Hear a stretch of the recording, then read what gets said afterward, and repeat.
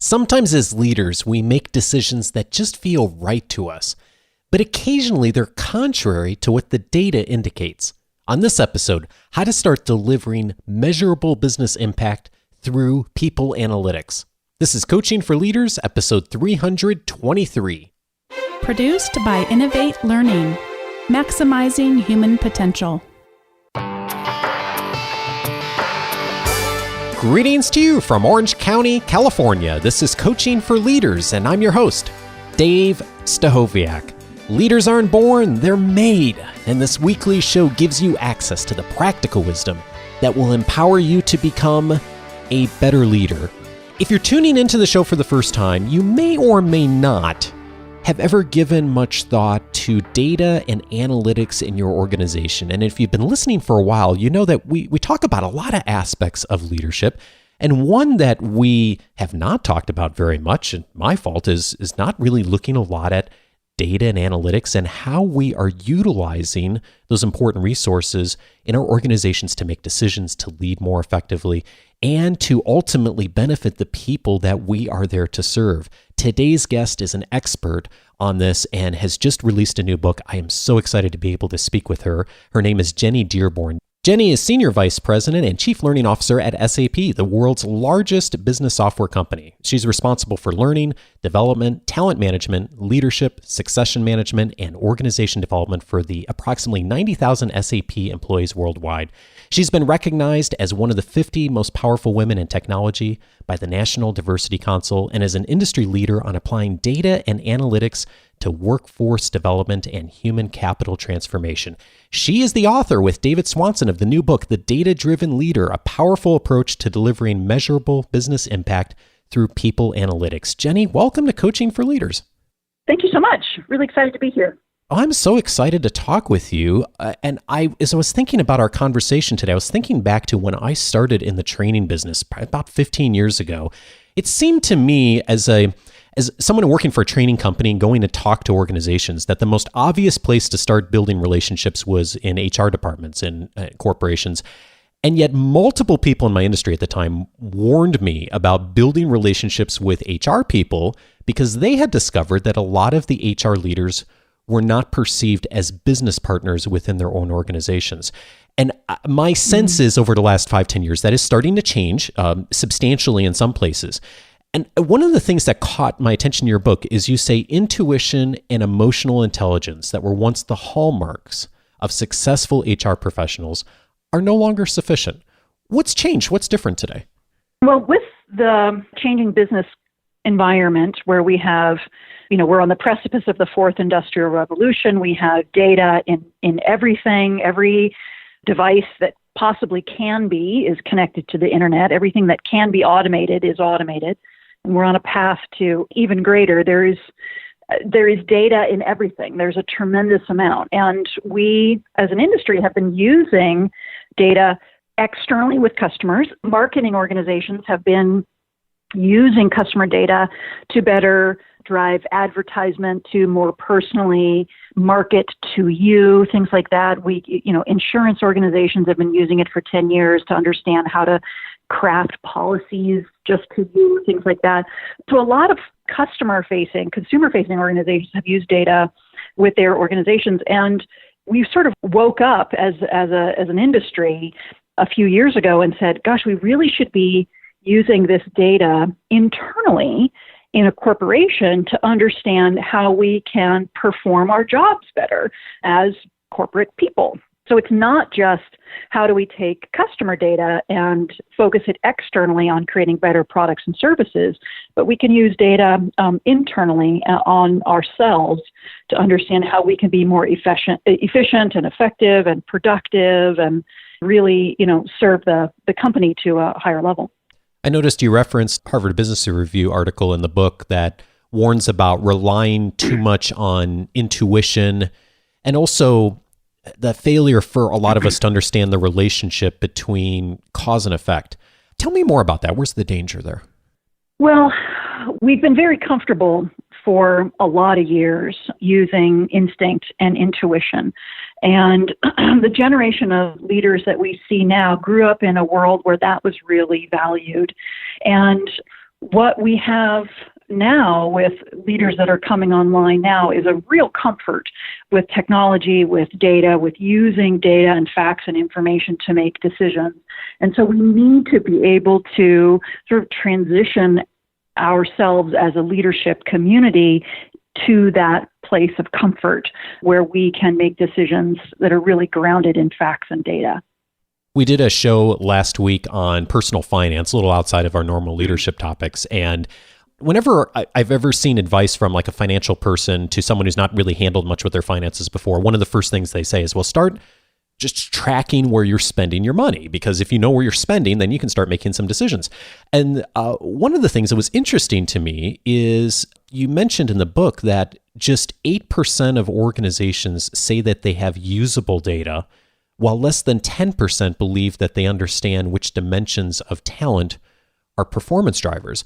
And those numbers really struck me because I guess my sense is that a lot of organizations aren't even at the point where they even are collecting data or even know what to collect.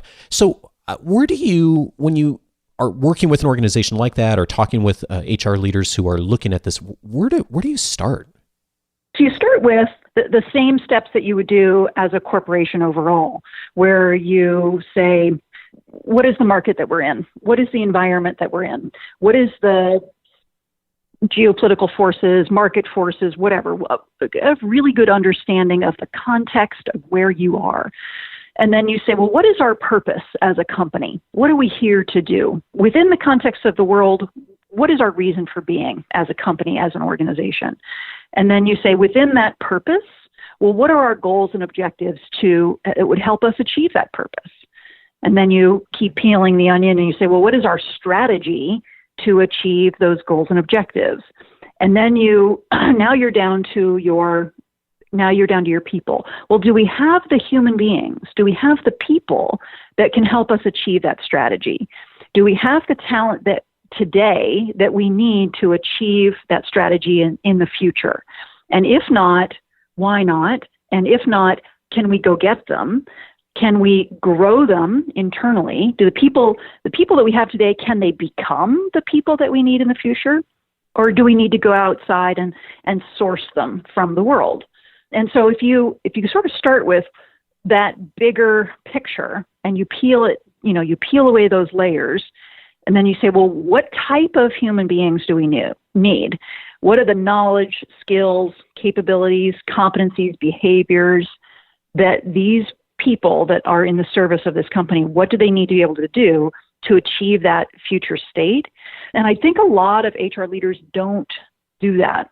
They start with, we need to go hire 10 engineers and 4 project managers and whatever. And so there's not really a clean red thread from the world environment, right? The context, which is incredibly important, through the company's purpose, goals, strategy to the talent strategy, and then really creating a strategic workforce plan or a strategic talent plan that looks to 5-7 years in the future and says, we have 100 data scientists now, 3 years from now, we're going to need 150, 7 years from now, we're going to need 600. This is how this trend is growing. What I'd like to see HR professionals in the future do is I'd like to see them be closer aligned to the other members of the C-suite and the overall corporate strategy. So if a corporation starts with the global context of geopolitical events, global market forces, et cetera, and then the corporation says, well, what is our purpose? Who do we want to be within this global context or local context or whatever that business context is? And then from the purpose, the corporation asks itself, what are our goals and objectives, that are specific that we would put in place to achieve that purpose? And then the corporation peels that back even one layer and says, okay, what is our specific strategy to achieve those goals and objectives? And then from there, the corporation creates a strategic workforce plan or a strategic talent plan and makes sure that they have the right human beings to make that happen for the corporation to be able to achieve those goals. And so my challenge for human resources professionals is to be more closely aligned to the C-suite, to that bigger picture strategy, and make sure that the talent plan is very tuned and aligned with that bigger corporate strategy, and the people that the corporation is hiring, that HR is hiring, is part of that future workforce plan.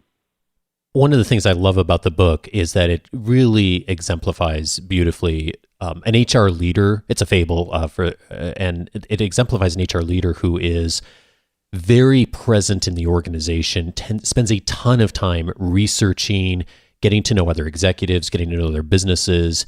And my sense is when I've interacted with senior HR folks who are not as effective in their organizations, that they tend to be more isolated. And that what you've said is just so essential of getting into the business of everyone within the organization and learning how to serve.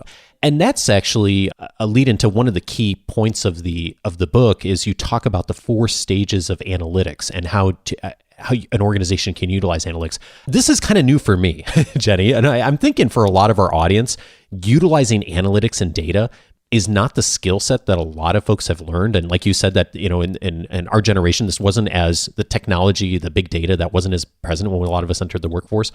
Could you tell us a little bit about some of these 4 stages and just what we should know at high level so we can start to ask the right questions? And maybe, I don't know, what makes sense? Should we walk through each one or just look at one of the key areas? What do you think would be most helpful to people? Yeah, but let's walk through them. Okay, so first one is descriptive analytics explanation. And by the way, you point out that these aren't necessarily sequential in the books, but so we've got 4 of them. What is descriptive analytics explanation? Yeah, so descriptive analytics is you're basically asking what happened. It's backwards looking, it's rear view mirror looking, and you're just gathering the basic facts. So what's important about analytics for every stage is that it is unemotional. You don't factor in one person who's screaming their head off, right? It's like, okay, let's look at the facts. There's one person that's upset over here. There's 10 people over there. You're looking at unemotional data, and it's just what are the facts of what happened in the past. So a lot of organizations that I have encountered will think that they're doing analytics, but what they're really doing is reporting. And so if you go into an organization, you'll say, who is your analytics person? And you end up meeting someone who is running reports. Interesting. What's the distinction between analytics and someone who's running reports? Well, so analytics is the analysis that you put on top of the data. So reports is just lists of facts. It is like, so in learning, in my space, reporting would be 200 people came to this class. It was a 2-day class. They gave it a 4.5 out of 5 stars. 700 people went to this other class. Over the course of the fiscal year, it got an average of 4.3 out of 5 stars. Who cares?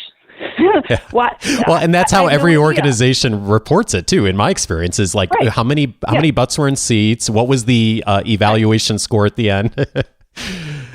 And research shows that those level 1 evaluations, there are 3 things that lead to those level 1 evaluations, which was the quality of the catering, the temperature in the room, and was the instructor funny. So I have had leaders say to me when I've said, 200 people came to this class and it was a 2-day class and gave it a 4.5 out of 5 stars. They'll say, that tells me nothing.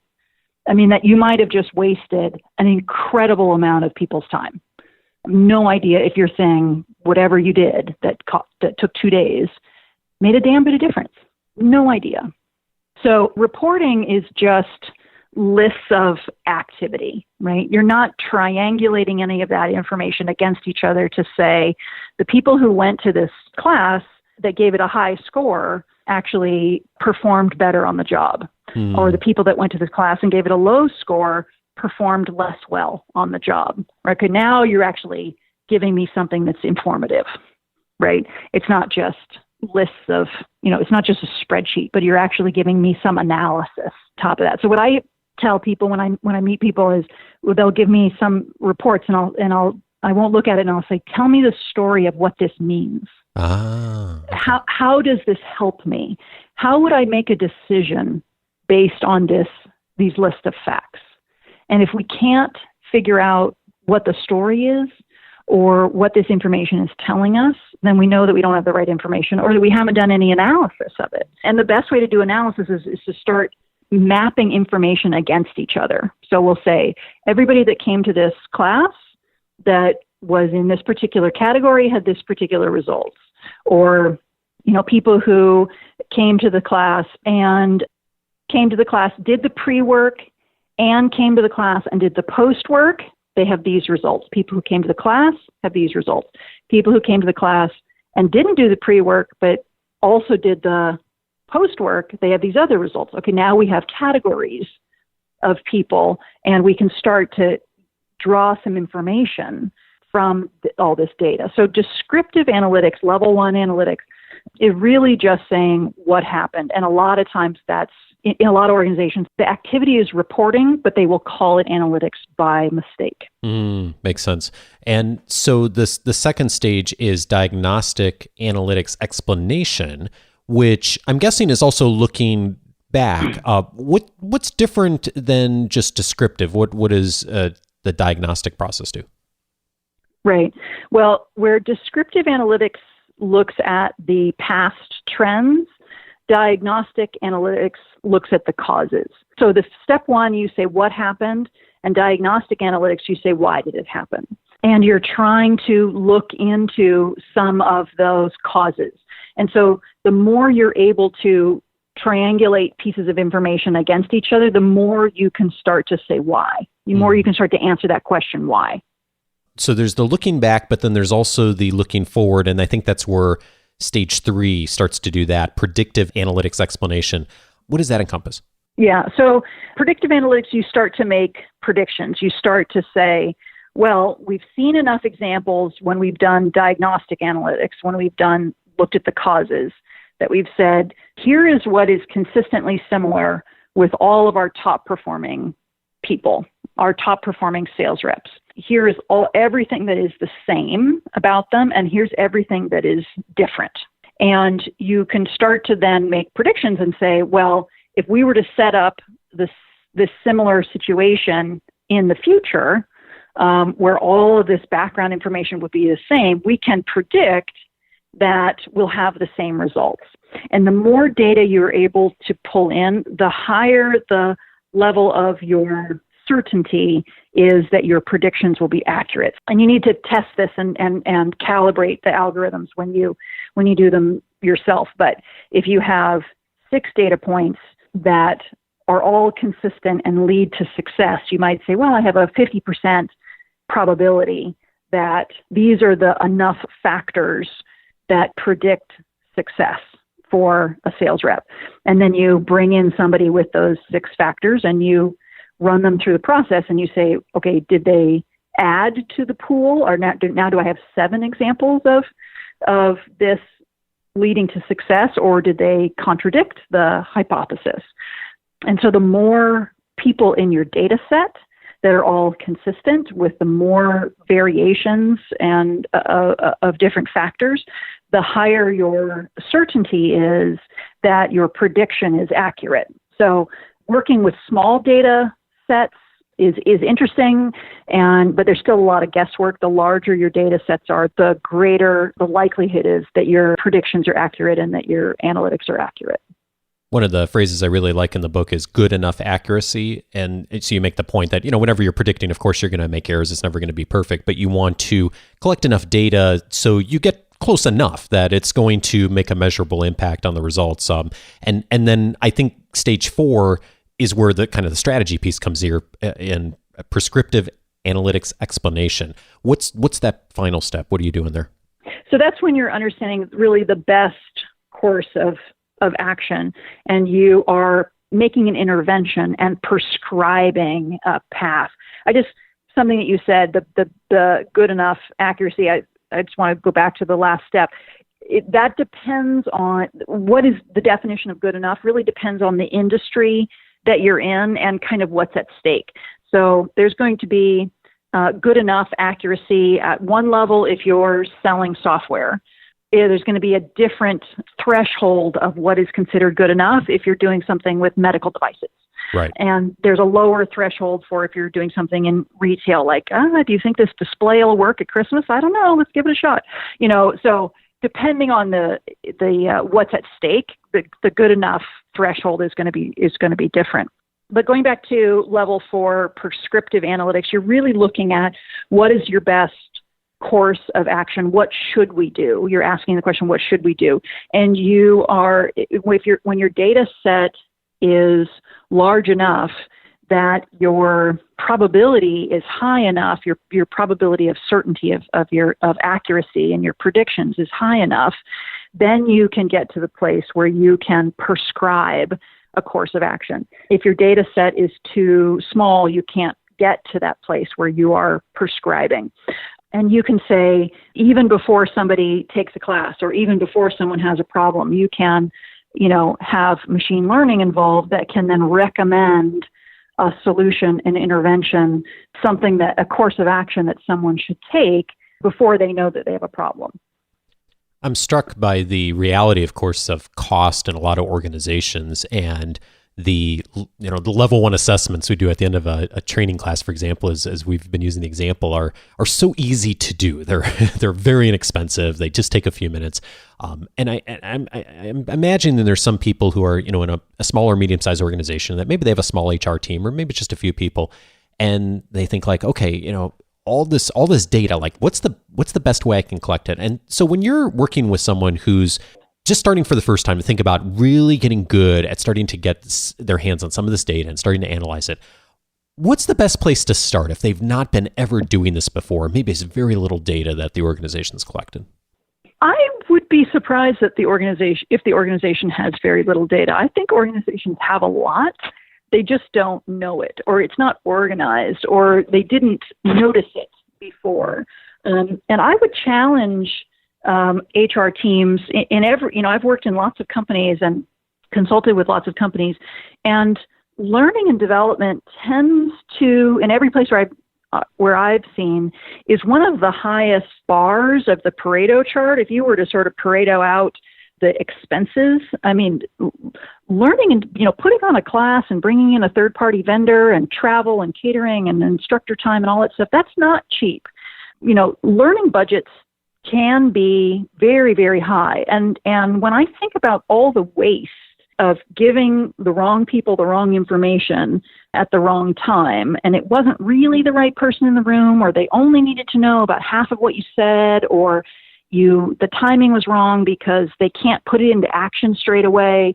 They're going to have to wait 3 months until that situation comes up on the job, and now they've forgotten 80% of what you said. There's a lot of organizational waste in that whole model. And if we could just turn the whole thing on its head and see the data that is underneath us differently and approach learning and development really differently. And instead of thinking about, okay, you are a project manager level 1. Here is the long list of everything a project manager level 1 needs to know from the beginning to the end. And we're just going to slog you through all of this content from the beginning to the end. Or you're an engineer level 3, and we're going to just run you through this whole curriculum. Really, people need relevant information that is highly contextual in the moment.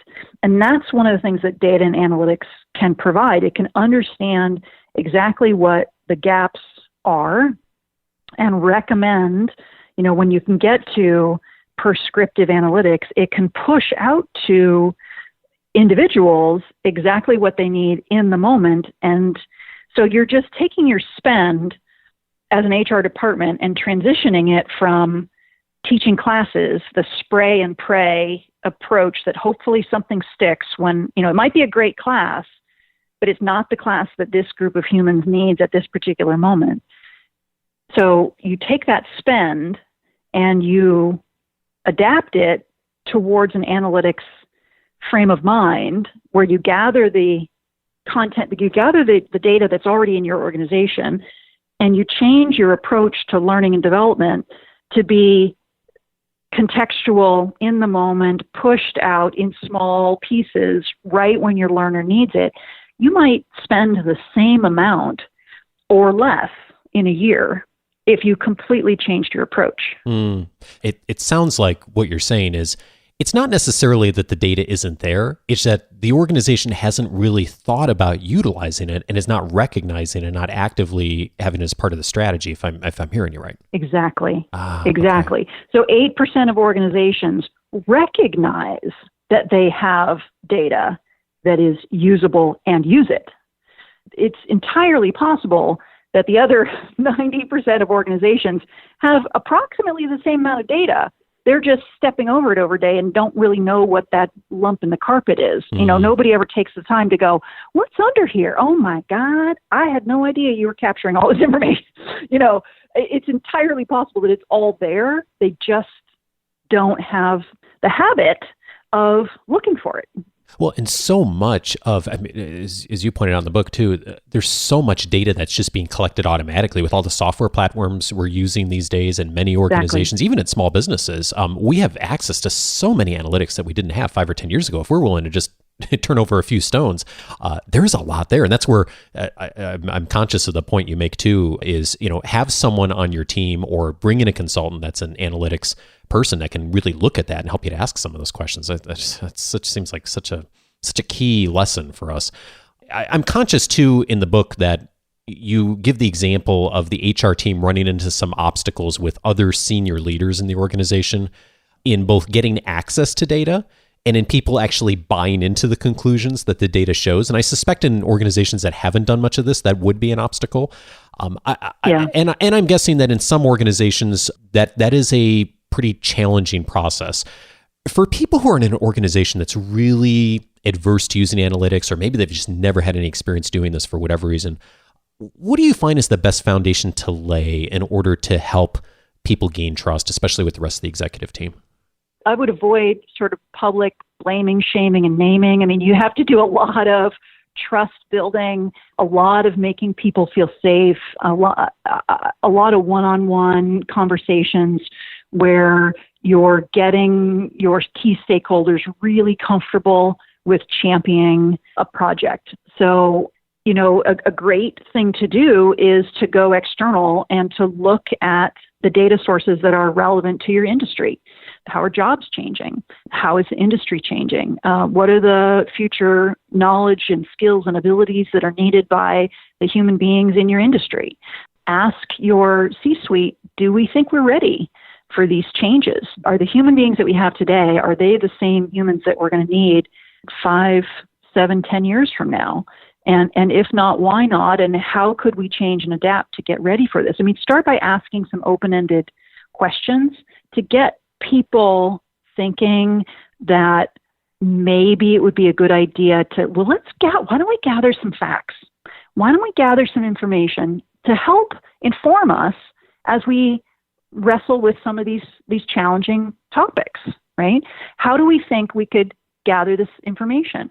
Who in the organization might have bits and pieces? Like you said just a second ago, you said there's every software package that every functional area uses gathers information. Is there one group in the corporation that's pulling all of that together, right? You might have tons of information in your services organization about all of your employees and how much they call into the service help desk. And then you have, personnel data, and then you have data in each functional area. You have employee data and information. And maybe you want to ask yourselves as a corporation, how might the people in our company need to adapt and change? We want to help them. We want to help them grow to be what our corporation needs to be wildly successful in the future. Let's ask ourselves some challenging questions. And I think if you approach it like, hey, it's us, all of us working together, this is not, I'm going to call out your department and I'm going to look for evidence in your department that you guys are inefficient or something like that. If you kind of approach it like, hey, we're all in this together about doing what's best for our people, I think you'll have less resistance and, you'll have less pushback in politics. So certainly sensitive. It's certainly a delicate topic.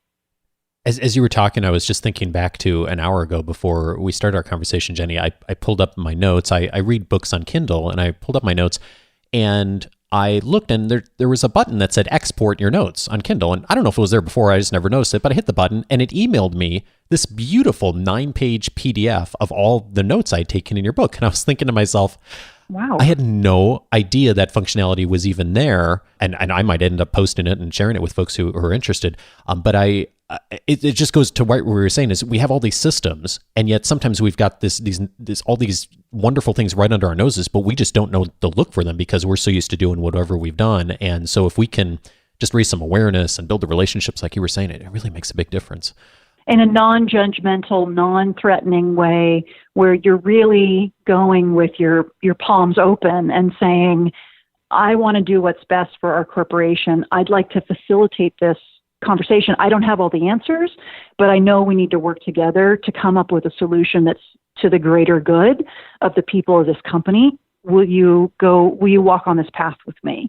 And, that sort of humility and bringing integrity to the conversation is super important, because it can be very threatening.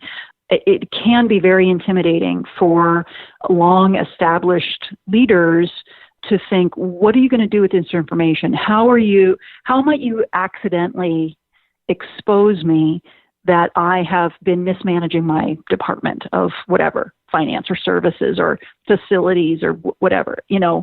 What are you at? What magic are you going to do with some scary data scientist millennial? They're going to come in and some smarty pants is going to illustrate that I've been a fool all these years and been mismanaging the company's resources, and I'm embarrassed, and I want to avoid that embarrassment. So I'm gonna hold all this information close to my chest. So really making sure that you build bridges is incredibly important, and sell the collective vision about how this is the right thing for all of us together and the employees that we serve. I saw an article about you that reported that sometimes you paint on long conference calls. I do. Yeah. I'm not painting right now. I'm in my studio. I'm surrounded by my paintings. I'm staring at my paintings, but I'm not actually painting right now. Well, I saw photos of some of your work, and I noticed you paint superheroes a lot. And I do. I suspect there's a lot of differences, of course, between painting and running a global HR organization. But I am curious, what have you learned from painting that's made you a better leader? There is a humility and a selflessness that is so important as an artist, to give yourself up to the creative experience, that you need to let it go. You can't micromanage the canvas. Sometimes art is going to go where it goes, and it's not going to be what you intended, but it might really surprise you and be really incredibly beautiful. But I've always been very partial to superheroes. I grew up reading comics, and I've always been a huge comic nerd.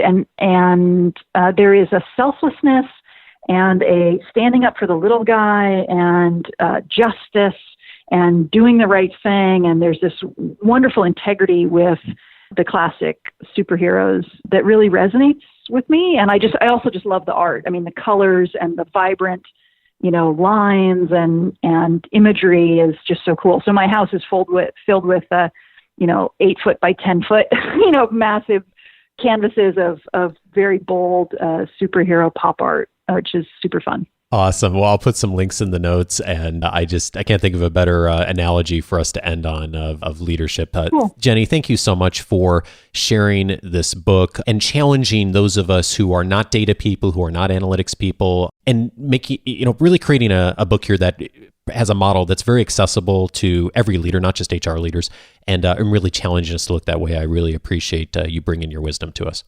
Thank you so much. It's been a real joy to connect with you. I appreciate it. Jenny Dearborn is the author of The Data-Driven Leader, a powerful approach to delivering measurable business impact through people analytics.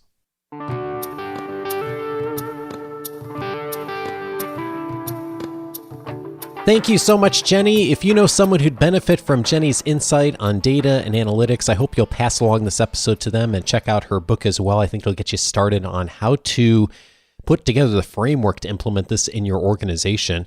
And you heard me mention during the interview that I was able to capture all my highlights from the Kindle version of the book that I read, and realizing I can actually do that from all the Kindle versions I've read in the recent past. So I'm going to go ahead and share those on the weekly show notes this week and also in the weekly leadership guide. So watch for that. You can download all my highlights and notes that I've taken as I'm reading the book. And if you find that helpful, I may let me know. I may include those in future episodes for those of you who'd like to just see what I'm highlighting and commenting on as I'm reading books and preparing for interviews with authors and experts who come on the show. So let me know what you think of that. You will need to have your free membership active in order to download that from the website. If you don't already have your free membership activated, you can access it right away just by going to coachingforleaders.com, and right on the homepage there, you can set up your free membership. It will give you access to the entire podcast library from the last 6 years, the member casts, my library, now some of the book notes.